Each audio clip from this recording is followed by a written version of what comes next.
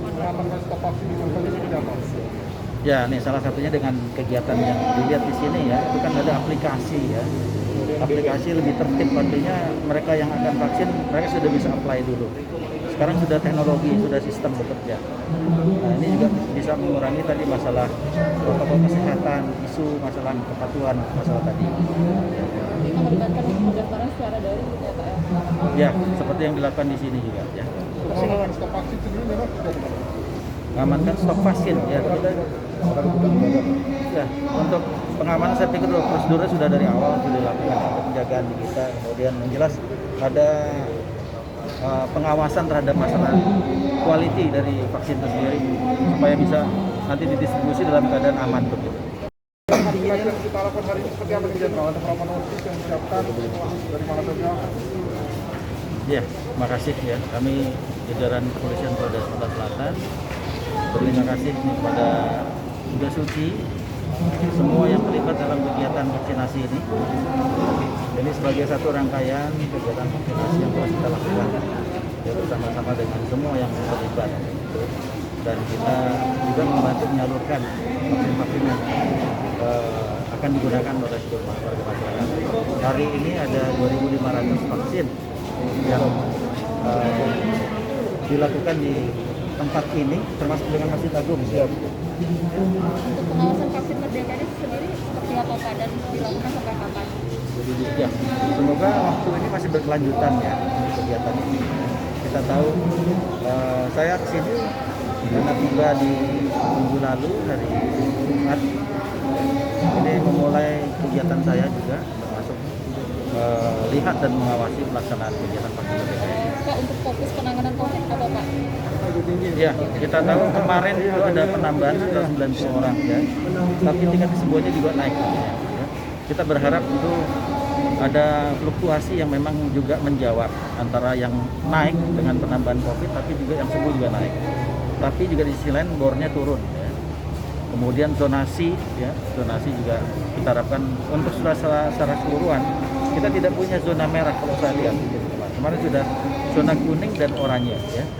Tinggal bagaimana mempertahankan barangkali bornya saja untuk bisa melihat menekan nanti levelnya. Kita ada di level berapa di setiap kota kabupaten. Untuk yang isolasi mandiri gimana?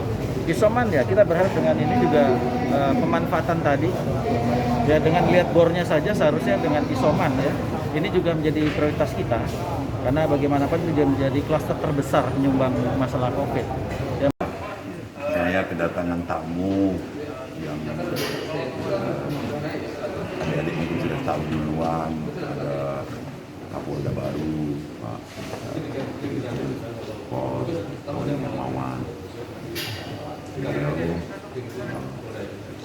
sudah beberapa hari ya Bang? Ya, sejak Jumat.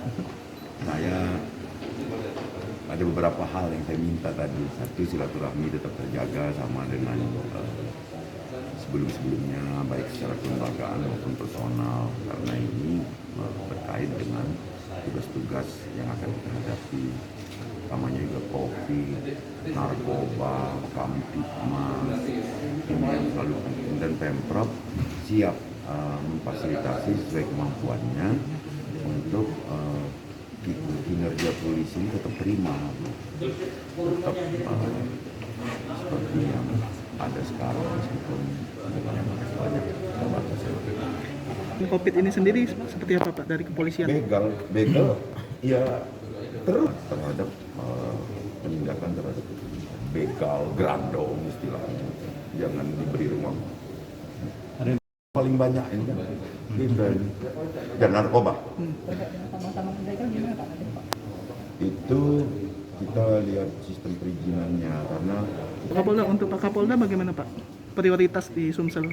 Ya, tadi sebagaimana Pak Gubernur sampaikan, saya datang ke sini dengan pejabat utama juga sebagai bentuk silaturahmi, kolaborasi kita untuk lebih mengintensifkan tugas-tugas kita, membantu provinsi tentunya dengan isu-isu yang ada. Tadi ada masalah COVID, tadi beliau sampaikan, ini agendanya beliau sama dengan saya lihat. Masalah narkoba, masalah kejahatan kekerasan, dan isu-isu lain yang juga salah satunya dampak dari COVID ya, masalah pertumbuhan ekonomi yang juga harus tetap ditingkatkan di masyarakat karena pandemi yang berpanjang. tindakan-tindakan apa Pak, komitmen dari Kapolda sendiri Pak untuk memberantas tambang-tambang ilegal? Yang terakhir, karena tentu harus ada upaya. Pak Kapolda, satu lagi Pak Kapolda, untuk kasus Herianti bagaimana Pak?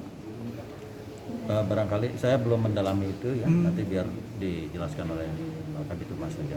Ya. Oke ya. Kabid Humas, teh. Jawab.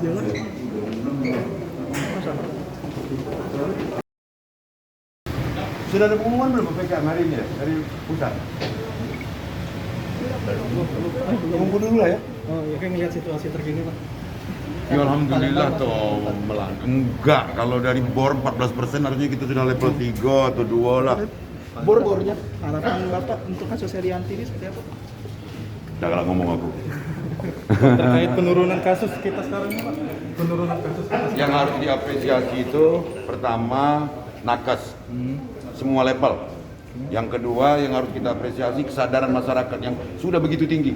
Kita jarang nggak pakai masker ya.